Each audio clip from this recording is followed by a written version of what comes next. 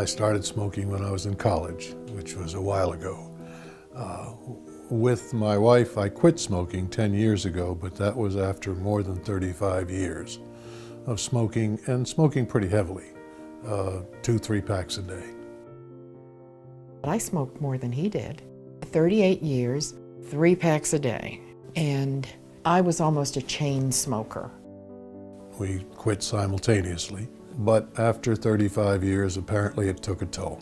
A little more than 3 years ago, I was diagnosed with lung cancer.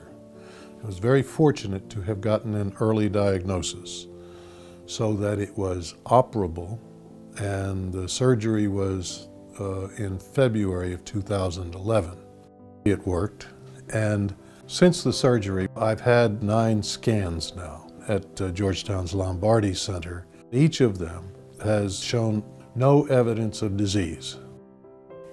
Down the line, when he was in for a scan, I met a nurse who said, we're doing these scans, these low-dose scans for smokers of a certain, length of time or whatever, and she convinced me that I should have this scan, and fortunately, I did have the scan, and I had just a little something there that they questioned, so they're calling me back for another.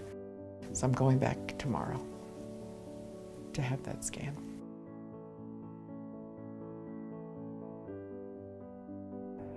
The scan is important.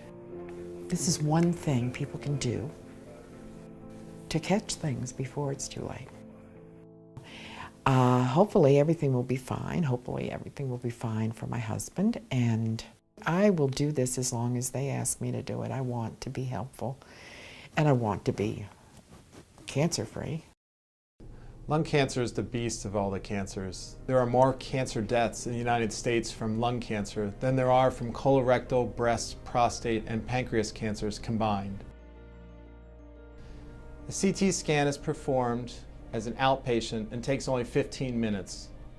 There is a minimal charge for the patient's CT scan, and if an abnormality is found, we have a multidisciplinary group of doctors that will be ready to take care of these results.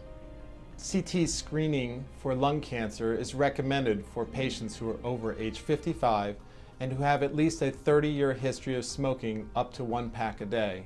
Patients who have smoked 15 years, 2 packs a day, would also be eligible.